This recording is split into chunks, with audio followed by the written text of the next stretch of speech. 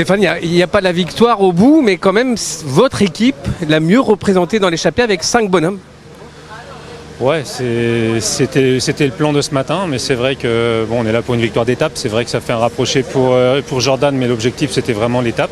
Donc c'est on est un petit peu déçus. Maintenant, l'équipe se comporte bien et c'est ça qui est le plus important. Le groupe vit bien, il y a une ambiance incroyable et ça se voit sur le vélo en fait. Donc on va pas lâcher l'affaire, on va essayer de retrouver des opportunités. Est-ce qu'on porte plus que bien votre équipe? Parce que en général, c'est rare d'avoir 5 de ces coureurs dans l'échappée de devant, quoi. Ouais, mais il y avait quand même 57 coureurs. C'est vrai. Donc ça fait 1 pour 10 et c'est très bien. Le collectif était important. Thibaut Garnalec a fait un travail extraordinaire jusqu'aux premières difficultés, c'était l'objectif.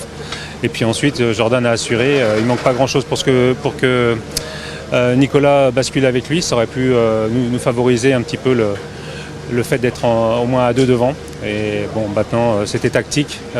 On a loupé le coup avec le Jayco et l'Astana, mais bon, c'est comme ça.